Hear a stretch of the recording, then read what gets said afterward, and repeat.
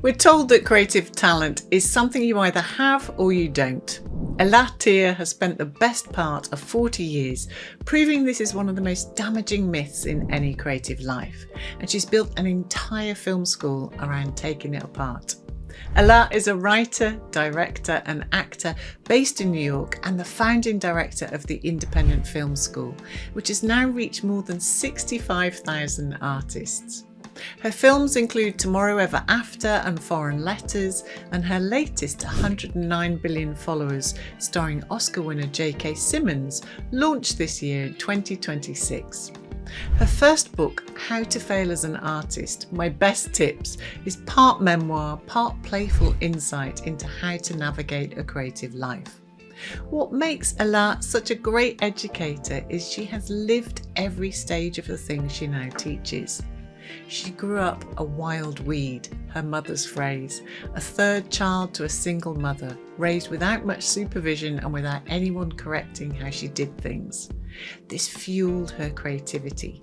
She made films for years, then quit for almost a decade, then found her way back. And somewhere in that return, she made the shift that changed everything. She stopped using her work to vent and started making it for people on the other side of it. In this conversation, we get into all of it. The difference between writing as therapy and writing as a gift. Why craft is learnable and why she thinks talent is simply the courage to be fully yourself.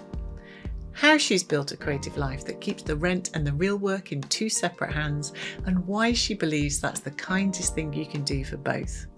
We talk about gatekeepers, about the cast of inner voices she put on the page, including Mr. Stop, the part of her whose only job is to talk her out of it, and about the 120-year-old version of herself she writes to whenever she loses her nerve.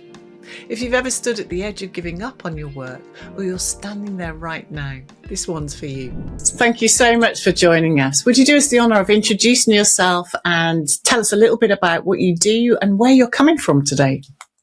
Sure. My name is Ela Thier. I'm based in New York City, where I've been almost 40 years now. It's definitely a New Yorker. And what do? I write and direct independent films. I have produced them by necessity. I sometimes am an actor and perform in them. And I'm also the founding director of the Independent Film School for over 20 years now. Yeah. We're definitely going to get stuck into that a little bit more. Before we talk about where you are currently, could we find out a little bit more about how did you get into filmmaking? What was your route in? I've been a storyteller all my life, and from the moment I first saw a movie, I was on fire, and that fire, weirdly enough, has not gone out. So it's what I've always wanted to be and what I've always been, and the detour has its ups and downs, and I've certainly had my quit moments, but all in all, it's who I've always been. Was there anybody that saw that kind of magic in you from an early age? So I know there are a few films that you referred to that have stayed with you, and certainly I can completely relate to those, the wild and wonderful films that you've been inspired by. But very often we need a little bit of encouragement from other people. Who were those people for you? Well, I was a third child to a single mom. So her job was to just make sure we stay alive. There was, there was no money. I grew up playing out on the street all day. And I actually credit that upbringing for how resourceful and creative I am. It's the reason I can make a feature film with, Scotch tape and a paper clip. So no, I didn't grow up with like, oh, you could be blah, blah, blah, or after school activities, or it's just not how I grew up. I grew up, my mom herself describes it as a wild weed. But the great thing about being a wild weed is that you don't get pruned and you get to experiment. In some ways, my creativity comes from there being a lack of adult supervision. So, I ended up with a lot of bruises and a few trips to the ER, but but I got to try anything I wanted. There was no Mm. adult saying you have to eat with a fork and and that's not what a boat looks like and you should be sitting up Mm. straight. And I really I am partially an artist because I was raised like a wild weed.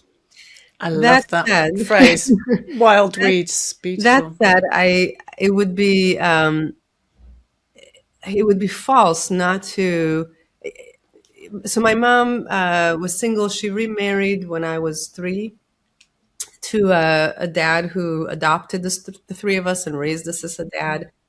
And they were both absolutely artists. And so even though there was no time and bandwidth to encourage us in certain ways, or even know what we're up to, I saw them. I Mm. saw them love making stuff.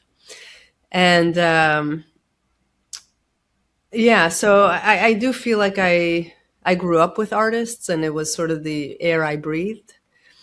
Yeah. Um, yeah, I can relate to that. And I think in your book, which we'll talk about in a moment, you talk about that living in your head, that kind of imagination that grew. And actually, you said that world building came to you being that wild weed, which I really appreciate.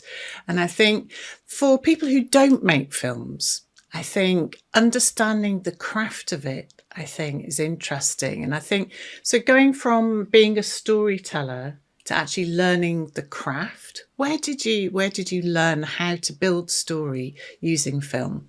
I grew up, and somewhere in me, I still am many different kinds of artists. I mean, I grew up painting and drawing and writing songs and writing poems and making towns out of empty cigarette cartons that I dug out of the garbage. I mean, everything was fodder for creativity. But ultimately, filmmaking is the one that I ended up focused on and the one that kind of grabbed me the most. In terms of craft, I think that I actually, as a younger woman, underestimated the importance of craft. So when I went to film school, I could write screenplays that had, fun characters and cool dialogue and interesting concepts, but it did take learning, which happened after film school, in knowing how to put all that together and turn turn all these ideas and world building and characters and all the things into a tight story where the pages turn and where the audience needs to know what's going to happen next from page one to the final page. That does take craft, and and that is why I built the independent film school. It's to because I come across so many artists who are so talented and have such a unique and fresh voice and are just missing the craft. Like, how do you turn this box full of pearls into a necklace you can actually wear?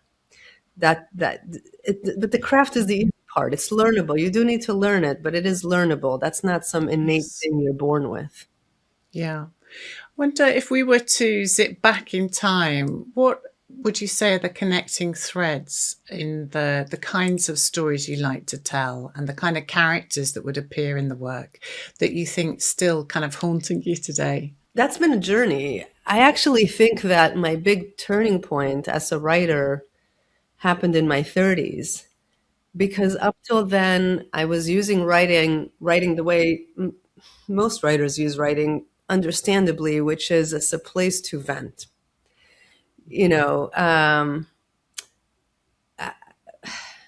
like I my childhood involved a lot of losses, and a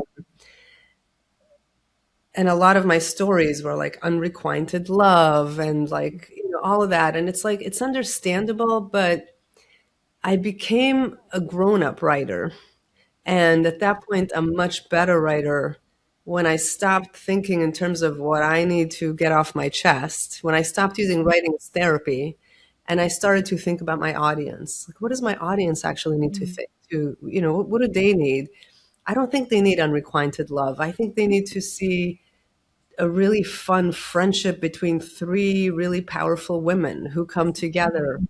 Um, And so I stopped venting in my writing, and I started to write about the stories and relationships that I thought would heal me and heal the audience, Mm. because they offer hope and empowerment and perspective rather than pity. Yeah, it's beautiful. I've actually heard you speak in some of your lessons that you teach on the independent film school. And I think there's something in that generosity of connecting with the audience and trying to find your way to them through the story that I think is really useful for our listeners. So I think Mm, very often, sometimes we can get a little scared of the audience, right? Where mm, we're worried that either it's not good enough for them, or maybe we worry too much about how it's going to be received, and mm. that creates a kind of distance between us and the audience, right? But it feels like quite an important shift for you. Yeah, the shift is from thinking of the audience as your parents or authority figures who are going to approve or disapprove of you. And Yeah. instead, you become the parent, and your audience are your babies. Like, what do they need? Mm. How can you take care of them? And when you make that shift, in my case, that's when I started getting phone calls and interest, and could really attract collaborators to my work, is when I stopped thinking myself as a little kid looking for approval, and instead was the grown up who was offering approval and Yeah. reassurance that we all long for. I'm so glad you said that. I know some of our listeners, that's going to like hit really hard because we know it to be true when we're kind of seeking that approval. And who doesn't need validation? We've all been there, we've all been through it. But there's incredible freedom when you start feeling like you're going on a creative adventure with somebody, right? Where you're actually helping them to go on the journey with you, and that you're an advocate or a champion for them. So the audience is rooting for you. You're rooting for the audience as well as the characters in the film. Yeah, I love that. You did touch on learning the craft after film school, but I am interested because obviously you've gone on to run the independent film school. What was present for you there that you still carry with you? And what were the gaps that kind of inspired you stepping into that space with the independent film school? What were the gaps in film school, you mean? Mm. Well, the problem with, art schools of every kind are full of very well intended people. Um,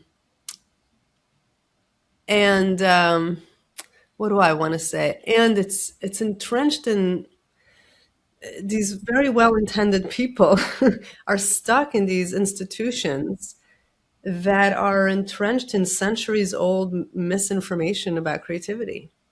And so these institutions are all about, like, here's the information you need. Like, information is going to turn you into an artist. Um, and the worst part is this idea that some people are just inherently more talented. And so we get caught in this trap of, looking at our students like, who's more talented, who's going to make it, who's, has it or doesn't have it. And that competitive environment is the absolute killer of creativity. If you have some amazing artists in your crew, you're not going to find them because you're squelching, you're squelching people's confidence, which is where creativity comes from. Yeah.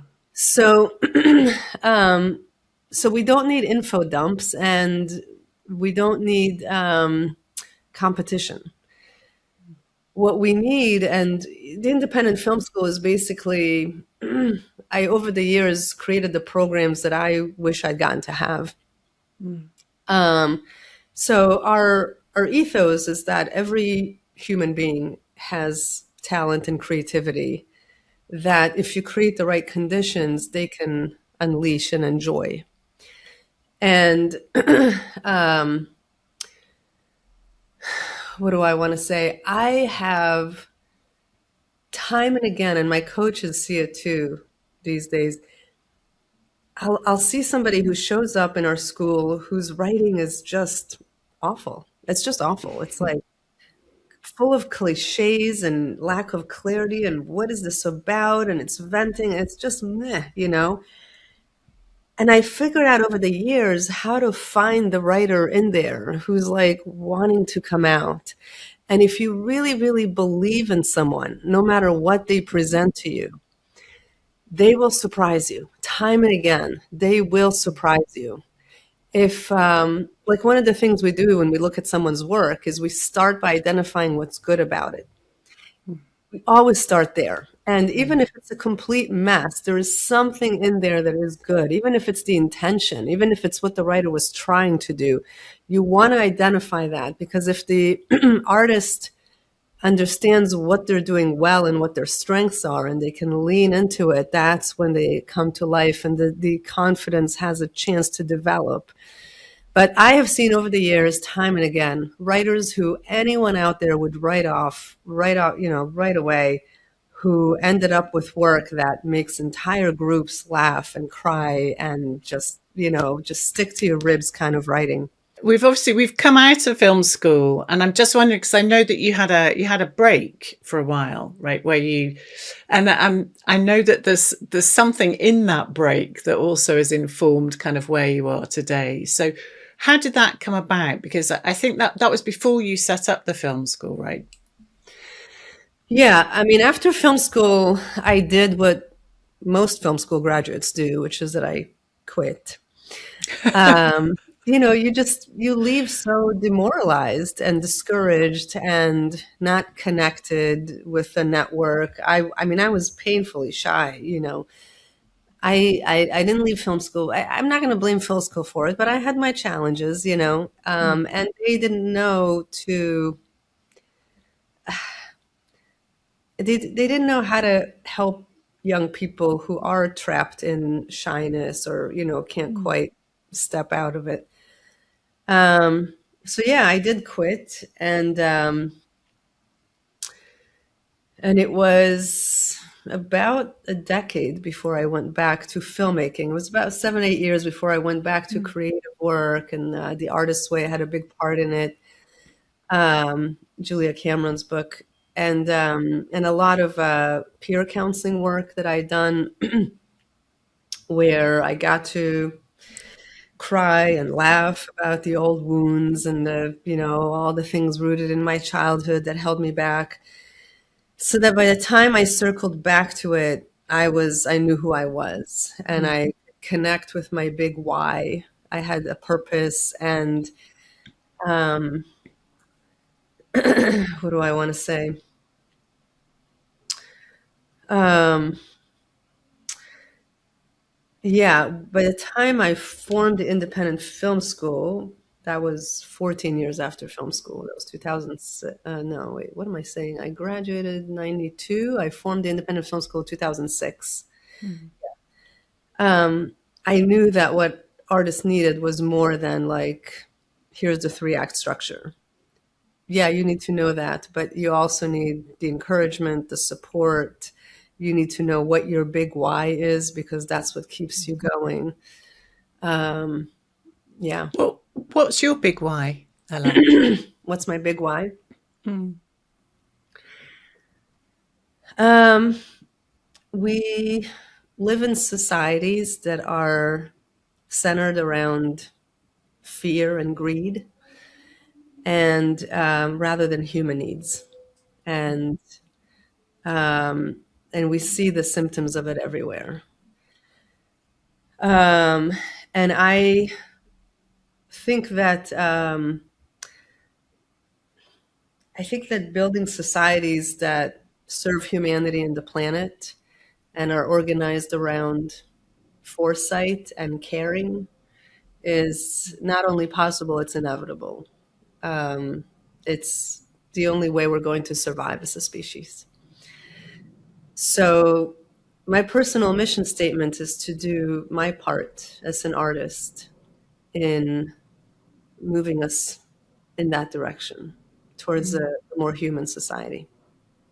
Did it feel that clear to you when you decided to set up the film school, or was it an organic thing that grew out of seeing that gap? I think by the time I opened my film school, and by say open my film school, I had 8 students in 2006, and then it grew and grew and grew. By then, I knew who I was, and I knew I had a sense of what I'm here to do in this world that would be important to me. But I don't think I had put it into words so clearly. So I think by then, yes, I was clear on what my mission is. But over the years, it got clearer as I was able to put words to it. So you've grown to 65,000, probably more, since counting students have been through the school now. Is that right? At this point, the time of this recording, it's 2026. Over 65,000 artists who consume my free content, and over 5,000 artists who've enrolled in my programs. So if we have listeners, what kinds of things could they encounter if they were to sign up to the film school now? What could they learn from you? First, I just want to say, because it's true, most of what I offer is free. Because, people should get to sample who they're studying from before they make any commitments, but also a lot of artists are struggling. And I've had artists amongst us in our community who only consume my free content for years on end, and they are absolutely as valuable and central to our community as people who, pay for whatever. I teach what I do. So I'm a writer, director, and producer. I'm also an actor, and those are the things that I teach. Yeah. I think what I've observed just from dipping into your content is that you bring that kind of playfulness, sense of humor, straight talking, but also meeting everybody as an equal, which you've kind of already intimated. So every question that you answer and every approach is really trying to make it seem as straightforward as possible. And that kind of straight talking clearly means that obviously people get to know you, they get to know what kind of answer they're going to get, and you've got an enthusiastic kind of audience for it. So how have you balanced that? Because it's an incredible achievement, and what you do on every level is fabulous. How do you balance that kind of giving, sharing with your own practice and balancing that? And I know that will be exciting to hear for a lot of our listeners who are also teachers, also, educators, and working multiple jobs to kind of balance it all. How do you keep it alive for yourself? People respond to my tone because I'm not a guru. I'm not interested in being one. And I think that the true leadership is not about creating followers. It's about creating more leaders. So that's always been my goal in teaching, is to remind artists that we are leaders in this society. And teaching is one great way to lead, and creative work is another. So how do I balance those? I'm still figuring it out. I'm one of those people who loves to get into a tunnel and be laser focused. So building a school while making a movie, completely impossible for me. I get into a tunnel. So the thing I'd say about it is, like, I pursue all the things I want to do, but not at the same time.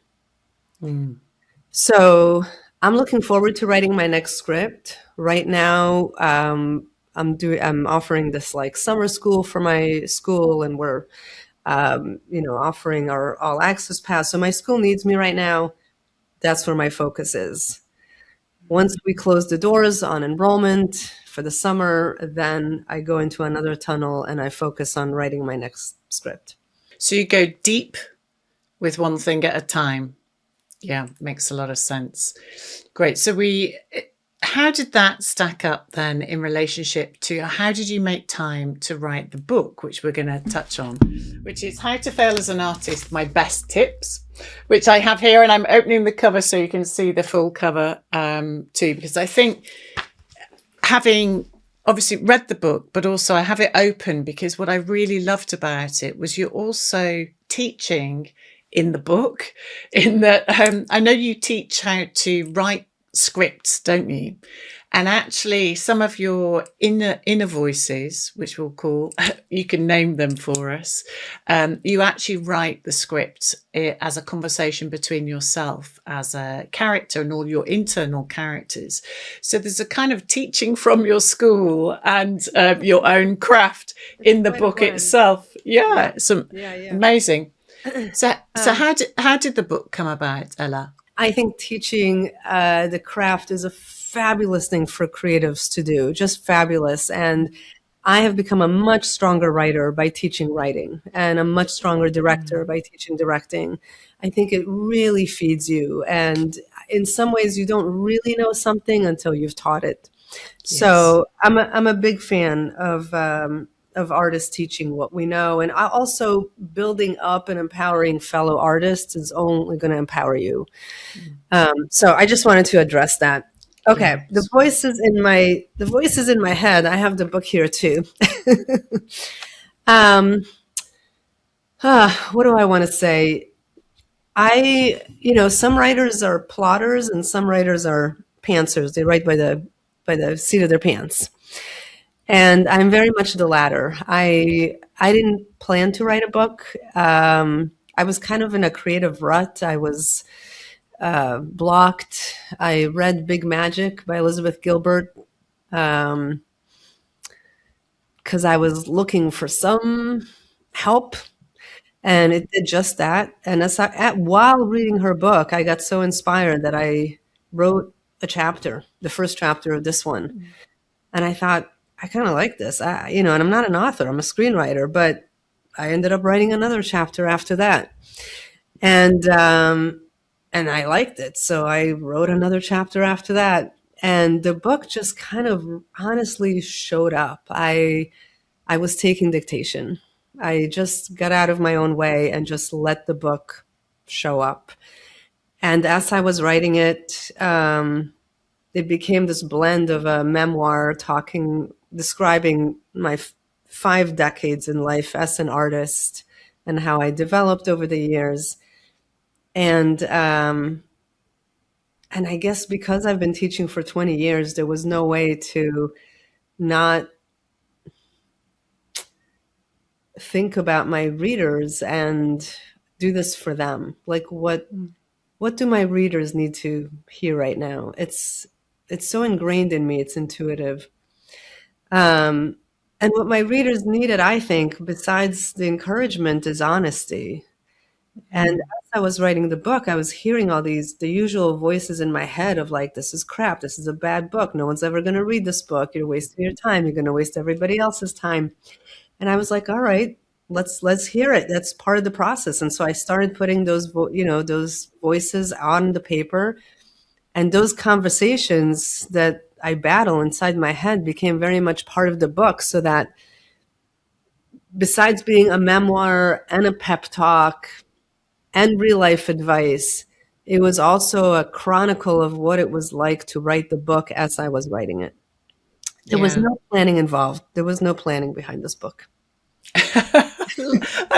I love that you shared that. I'm laughing at it because I'm in the middle of writing a book as well. And on the day of recording, it just so happens I've had one of those days where it's been really shit. I'm not going to lie. It's been shit, where I've actually got to the point where I'm just like, is this any good? I don't think it's any good. Shit, I'm going to start all over again. And yet it's due in 2 weeks' time. And yet I'm going to start the whole thing. And as obviously catching up on your work for this interview, I was like chuckling to myself because I know that everybody's been there and it's something that I teach on all the time.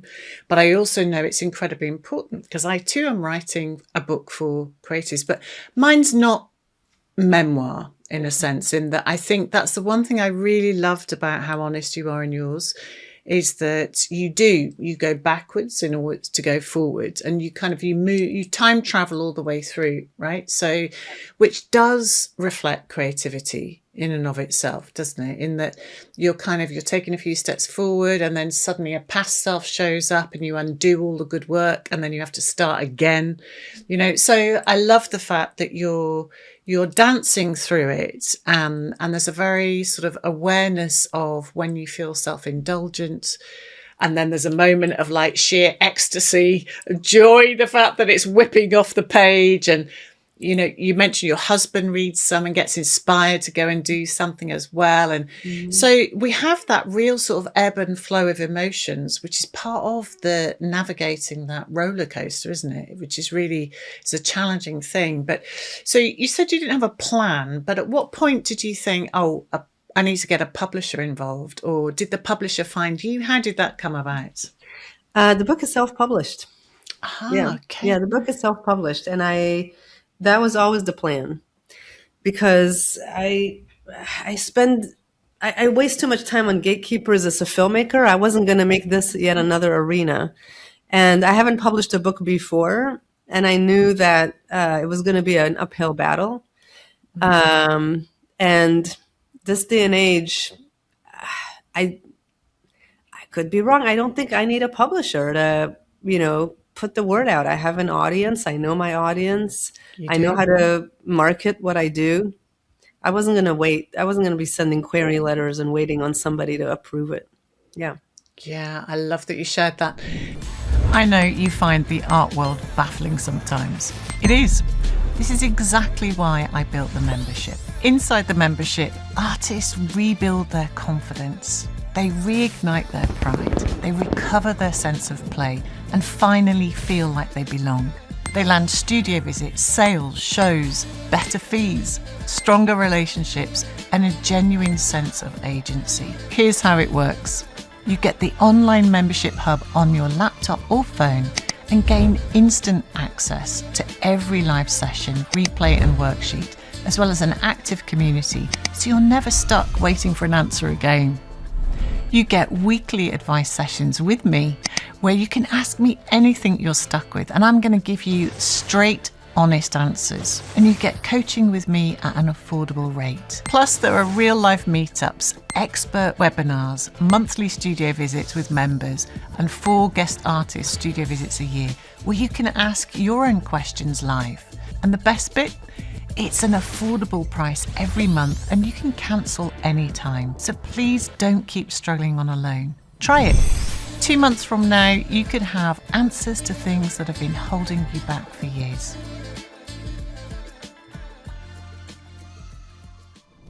Do you know, it's interesting because I've listened to a lot of podcasters in particular talking about the pros and cons of self-publishing and publishing.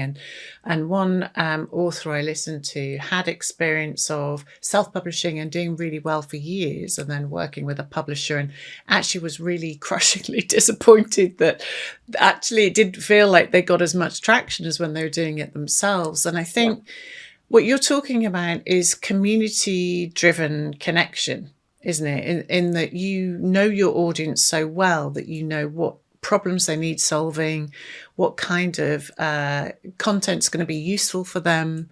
So you could visualize them in your mind's eye as you were writing and carrying that with you. So in a way, that's also a motivator, right? Which is very different when you're putting it into a sea of unknown faces. And that can be where fear shows up, right? I do think it helps to know who you're writing to. And I don't mean even in general, like that crowd, but to have not even just an avatar, but like a specific person. Sometimes I create for me when I was younger. Like when I build a course, it's like, what did 18-year-old Ela need? This is the course she needed. Or what did I need when I was 30 and I was, first starting to query with screenplays or whatever. But I wrote the book, the first half of it pretty quickly, and then I was sure it was a bad book, and I put it away. And it wasn't until 2 years later that I was actually pitching our coaching program to a group of students. And as I was pitching it, I was like, I think I need a coach. This sounds really good. Sign me up. So I signed myself up to our coaching program, and I started to work with one of our coaches at my school. And she forced me to send her the first half of the book that I'd written.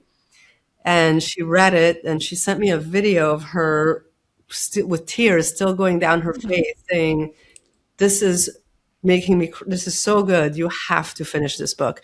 So after that, I went back to writing the book, and with each new section that I wrote, I would send it to her. And having her in mind, the fact that I was writing it for her. Yes. This is Mathilde Ratwa, who's a coach in our school. I wrote it for Mathilde, and I would send her each installment, and she would just, she'd write me back and be like, "You jerk! You left me on a cliffhanger. Now I have to read the next section." And that was the thing that So good. that got me to the finish line. That's Yeah. fabulous, Ella, because obviously from a coaching perspective, I know what accountability does for creative people. And I think that extra motivating. You mentioned Julia Cameron, who's been on the podcast before, and she speaks about the believing mirror, doesn't she? And I think you've articulated that too in your work, that actually sometimes somebody else's belief, you can borrow it or try it on for size. If you're in a funk or a dip, actually even just seeing their enthusiasm can be like the wind beneath your wings just for that moment. So good on you for actually picking a coach that actually could give you that kind of motivation, but also the kind of loving boot, as it were, when you needed it. Because I could write half a book without it, but to finish the book, I needed that. Yeah. Yeah, I think that's great. I also work with coaches to certainly to get out of my own way, and also to just to see something from a different perspective sometimes, when you can just like get in a slight thought loop about something that you're doing. So I love that. Just curious on that, the coaches that you work with for your film school, how do you find the people? You clearly know what your kind of artist community needs. So are you recruiting with very specific things in mind in order to do that? Yeah, it took me a lot of trial and error to figure that out. There was a time where it looked like I'm the only one who could, coach, and that was not going to be sustainable. So it's a combination. Like Mathilde studied with me for many, many years and really knows the community in and out, like really understands the culture of who we are, and is a very experienced, writer and creator in her own, right. I would say what I look for is our coaches they have to be an experienced, at least certainly writers, but I lean towards the multi-hyphen artist, writer, director, producer, people who've done that. They have to be very, very experienced on that front. And despite the experience, they have to be open to working through my courses and really knowing the tools that we teach and our approach, and be very open to becoming an extension of that. And then thirdly, they need to be good listeners who know how to encourage.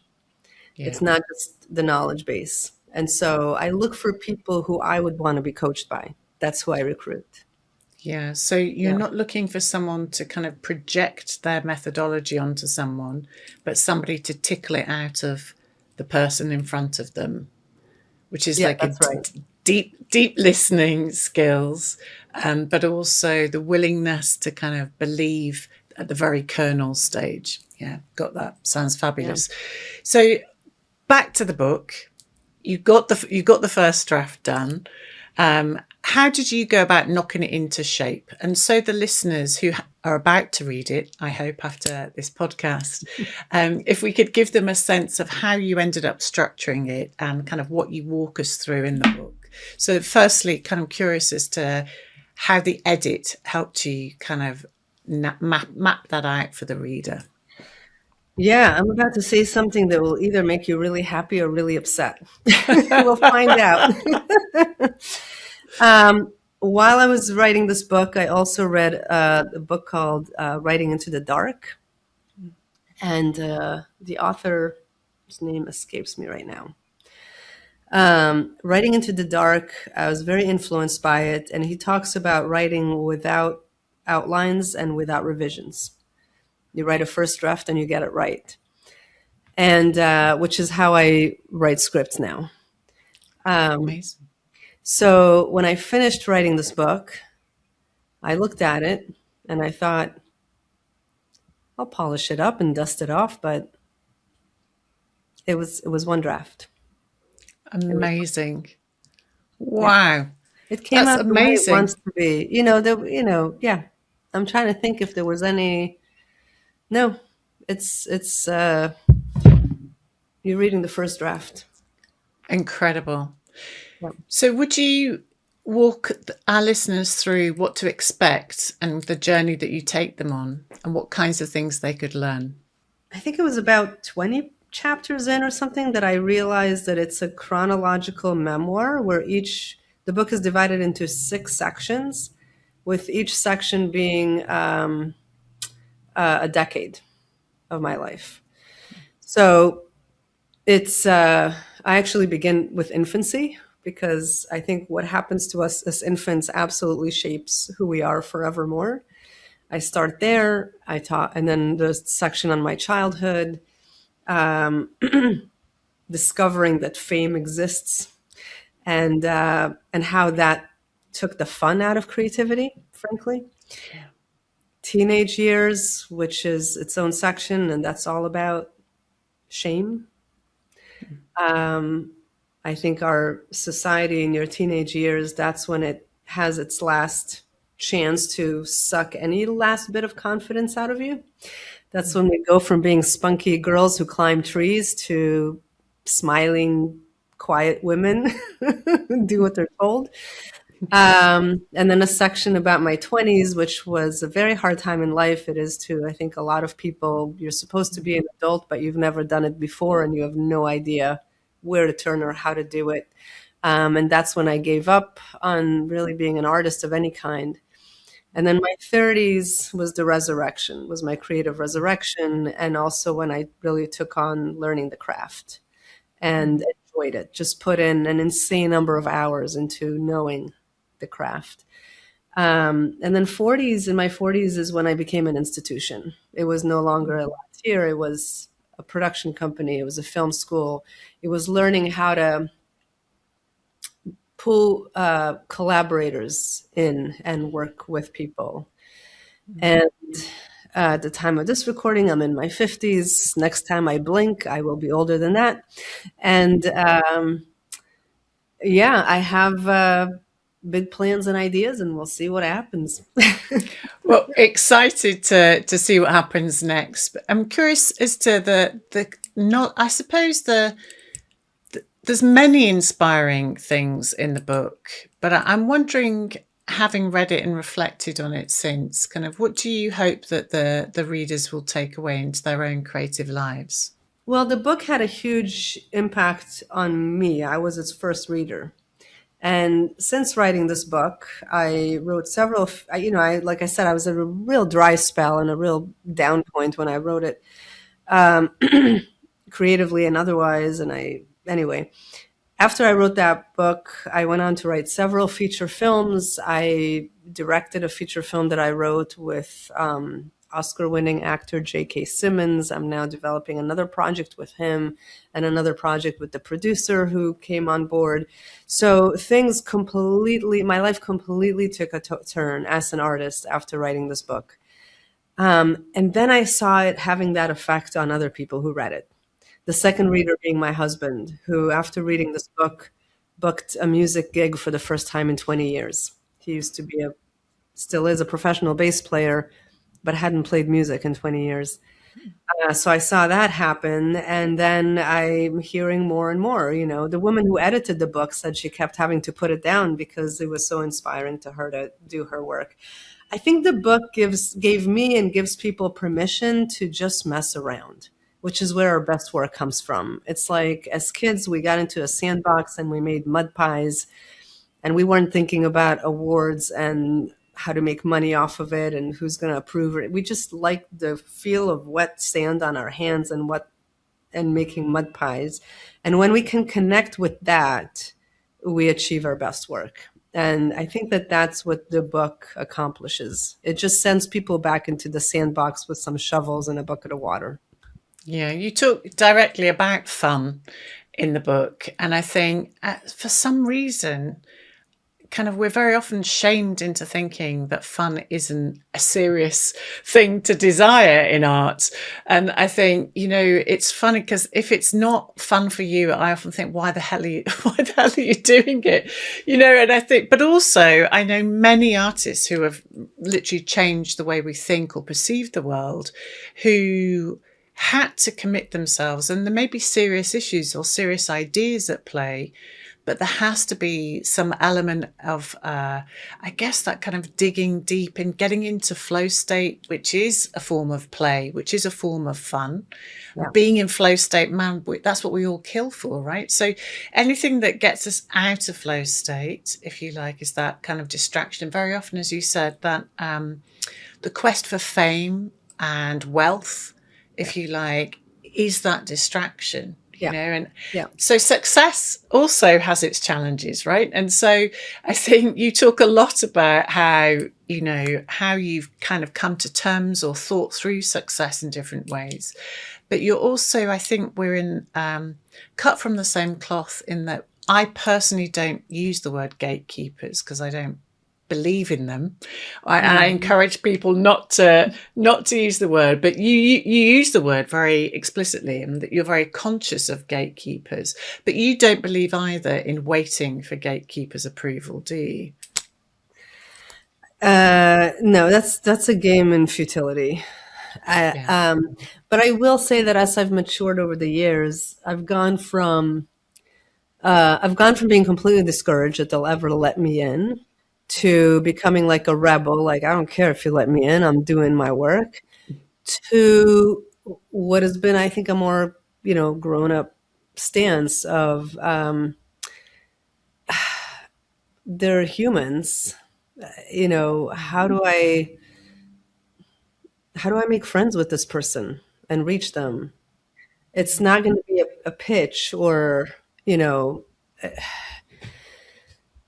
it's like we're in this together. We've all been put in different positions, but my friend, we're in this together. Yeah, 100%. I'm with you 100%. I think that sort of understanding people's creativity plays out in different ways.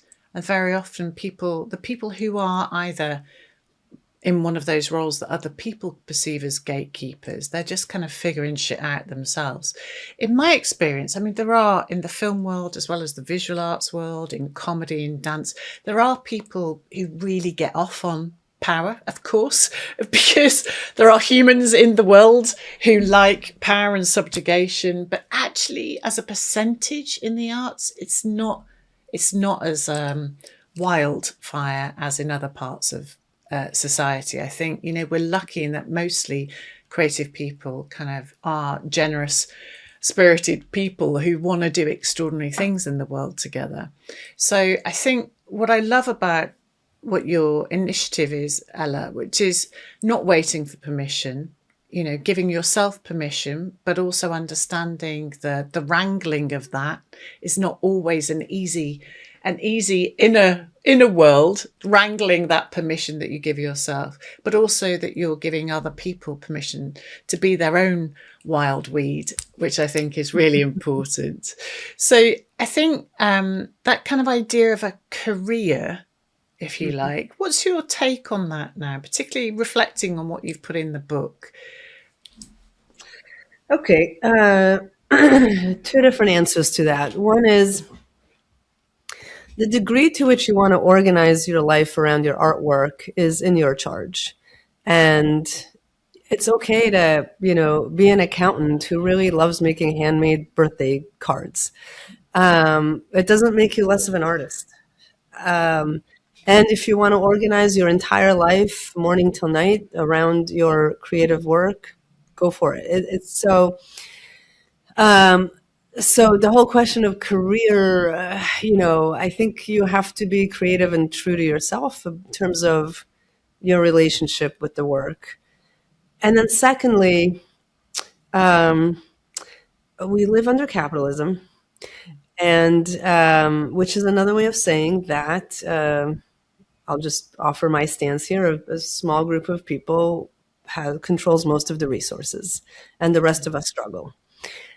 And if you're struggling, it's not you're failing, it's a societal failing that can't be fixed individually. It needs to be fixed collectively. We need a different system. But while we're living under the system, as an artist, you do have to figure out how to keep the lights on. You do need to pay the bills. And what I say to artists is that the goal of making an income and the goal of doing the creative work you really care about, I think they need to be two separate goals. If they merge on occasion, and when they merge, it's really only on occasion, that's great. But I think that trying to make money out of your artwork as your main income, you end up not making enough. You end up frustrated on both accounts. You end up not making enough money, and you're not doing the creative work you really want to do. So, I've been a filmmaker for decades. I make money teaching and running a film school. And then separately from that, I write films, I make films, I create films, I love films. But they're two separate goals. And maybe at some point I'll make a film that's going to be some big breakout and I'll have a lot of money and whatever. I don't care really. If I pursue that, it's going to just be it's really going to stunt me. So how you make your bread and butter, whether it's running a film school or being a babysitter, like choose, babysitting was one of my favorite gigs, frankly, and in terms of my work history. What kind of a job is not going to like suck your soul, take up all your time, and really just like make you wilt inside? Just get a job that's good enough, that makes enough money, where you're not isolated, it does not endanger your health, and it leaves you with enough time to do things you want to do. Separate from that, what's your passion project? What's the creative work that really brings you to life? And I know that this is not a popular stance, and there are a lot of people out there being like, love what do what you love and it'll make you money and all of that.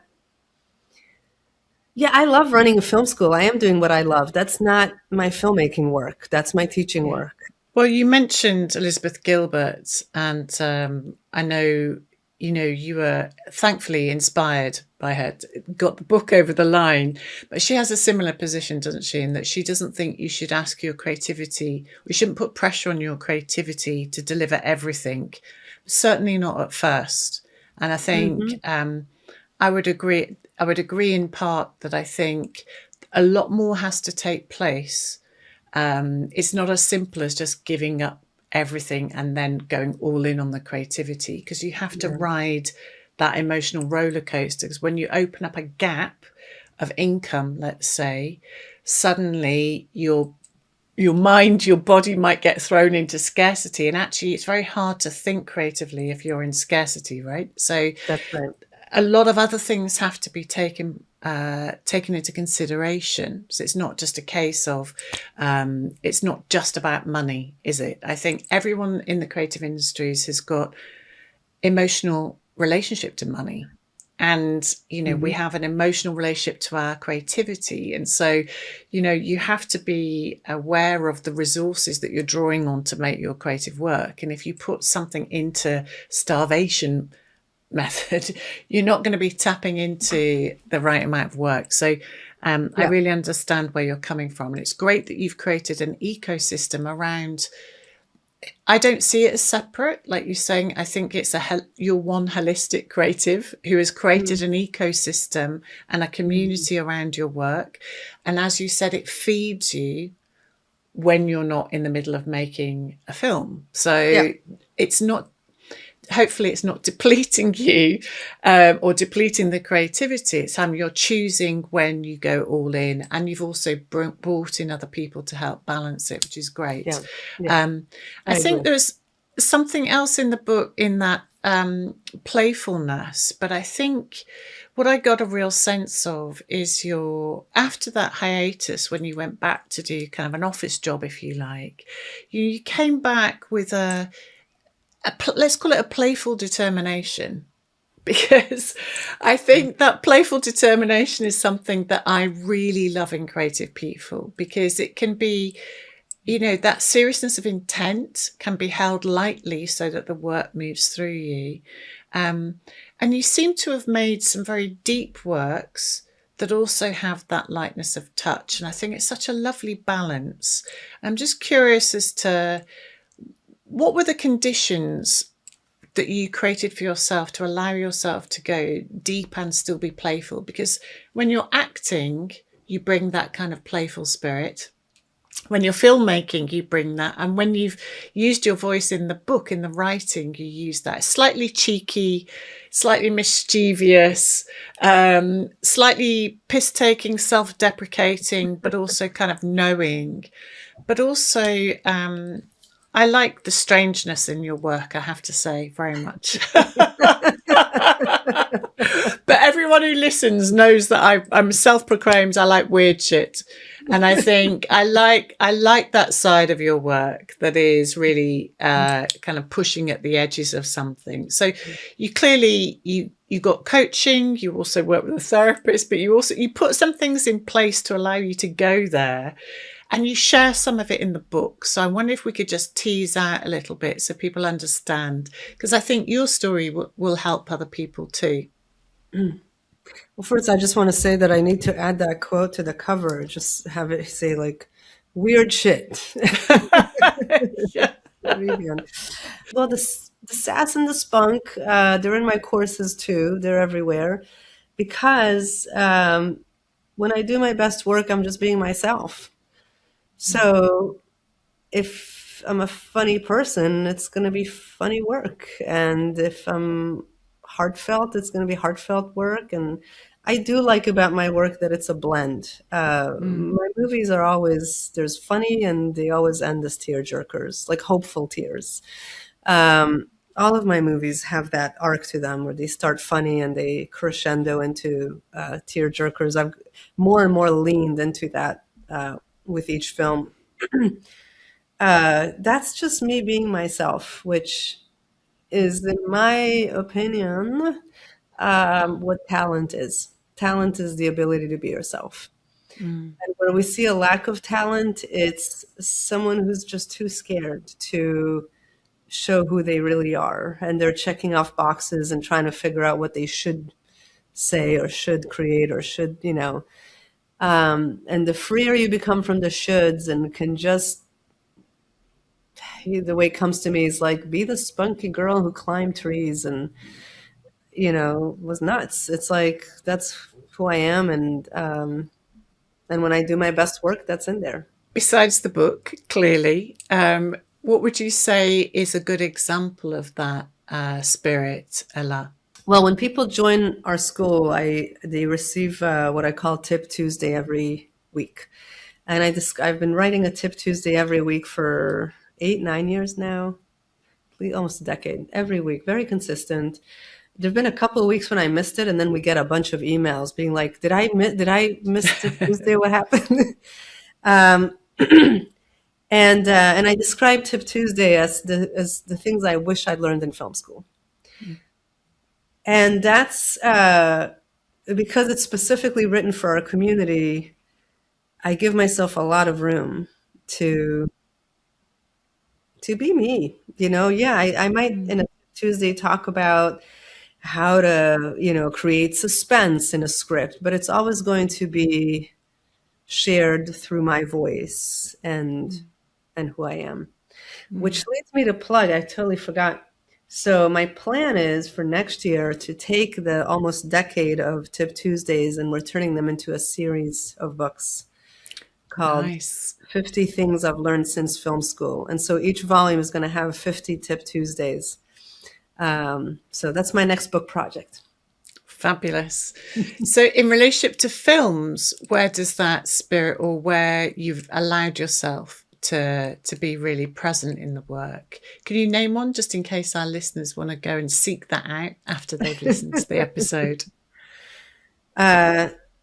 Sure. I mean, if you Google my name, elathier.com will come up, and that's a page with my films. I have My film 109 Billion Followers with J.K. Yeah. Simmons is coming out in 2026.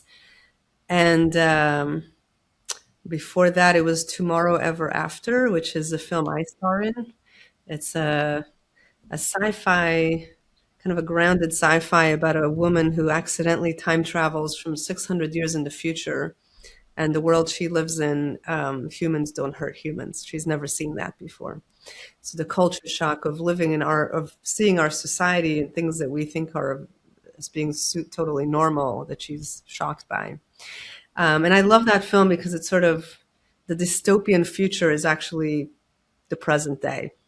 The Yeah. future she comes from, humans have figured it out. Anyway, all that is to say, I'm only getting better at it. With each film, I am freer to dig deeper and be more myself. And I love my films because that is exactly what I do there. I can just be myself. Yeah, I That's think the clips of your films actually on the website are fabulous, and that film in particular is kind of really moving. But it's that that moment where it's that playful take on something that we're actually moving through.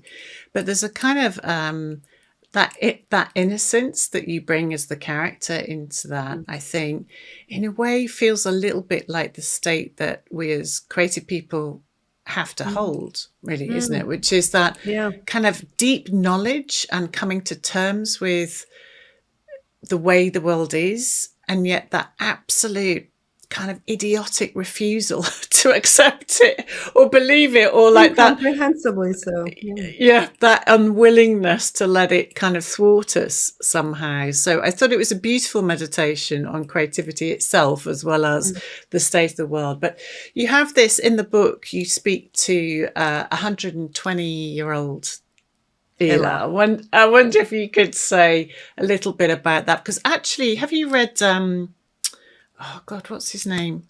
Dan.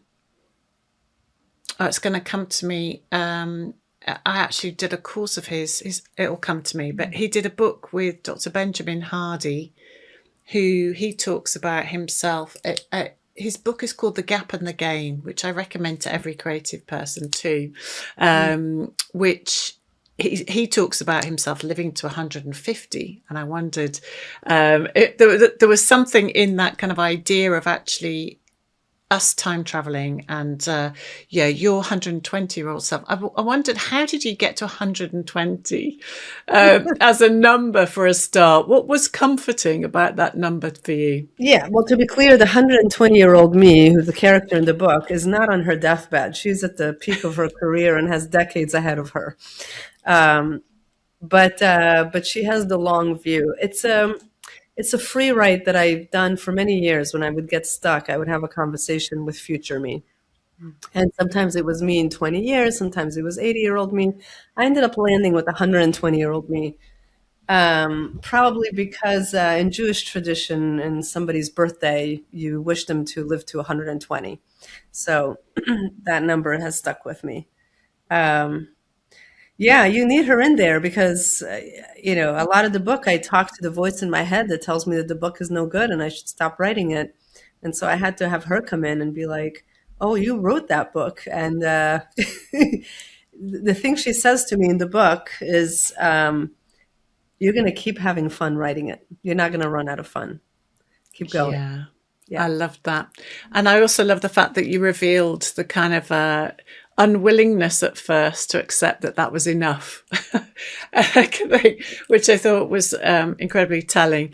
So I know we've spoken about fear, but you name your doubting Thomas, as it were, don't you? And that you have a name for yours, just as Julia Cameron calls hers Nigel, I think. Mr. Stop. Mr. Yes. Stop. Mr. Stop has spent a lifetime trying to, anytime I do something creative, his job is to try and stop me from it. And I would like to invite your listeners, to, in my TikTok and Instagram and Facebook, me and my nephew have a whole bunch of videos where my 9-year-old nephew plays Mr. Stop while I try to promote the book. And he's incredible in it. So if you want a taste of Mr. Stop, yeah, check out those videos. I've watched quite a few on your Insta feed, Oh, and you did? I think I love him. He gets so into the character, doesn't he? He's like, yeah, my God, Mr. Stop is a right royal pain in the ass. But he's He's the also a young perfect kid. person to play. He's the perfect person to play that character because we just Yeah. love each other to the moon and back. And he's one of the kindest and most generous people I've ever known. So he's earned the right to play Mr. Stop. Yeah. That's beautiful. So, as we come to an end here, I wonder, what's one fear that you wish you could gift our listeners, if you could gift them the ability to stop one fear that's getting in the way of their creativity? What would it be? It's the fear that your work won't reach anyone and that you're the only one who cares about your work. Imagine what you would create if you knew that other people care about your work as much as you do and would be impacted by it in ways that you may never know about. But we have many fears, but that's one where we think that it's just a waste of time. So many books out there, why write another one? So many films out there, why make another one? It will make no difference. Our society is a shit show, frankly. What difference would this handmade birthday card make? If we lost that and we knew that our work matters and that we're not alone in it, I think that would change everything. It's a beautiful place to end. Thank you so much.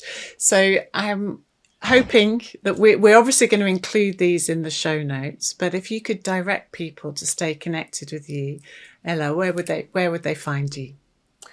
theindependentfilmschool.com. Fabulous. You'll see a link there to the book and any free trainings if you want to do that, or just join my email list and get my Tip Tuesdays. It's all there. My films are there as well. And the book is on the website too. Yep. People can order it and download it. How to Fail as an Artist, My Best Tips.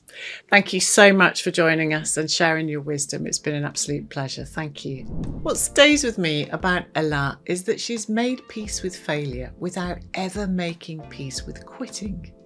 This book is called How to Fail as an Artist, My Best Tips, but it really isn't about failing. It's about staying in the room. She spent almost a decade away from filmmaking before she found her way back, and the book itself arrived in a single draft once she stopped arguing with her own imagination and simply took dictation from it. Underneath all of it is a quiet argument about talent. Most of us were sorted early into those who supposedly had it and those who didn't.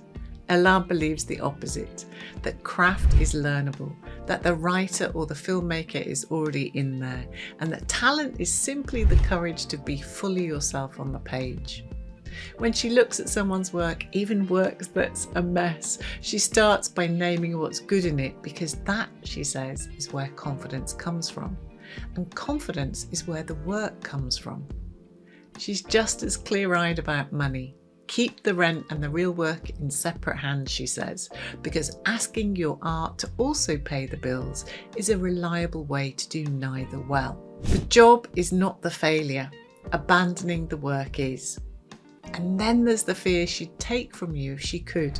Not the fear of rejection, but the fear that your work won't reach anyone, that you're the only person who will ever care about it. Imagine, she said, what would you make if you knew that wasn't true? So the question was never whether your work is good enough, it's whether you're willing to make it as though it already matters to someone. Because it already does. Thanks for listening and for being here. Look forward to seeing you next time.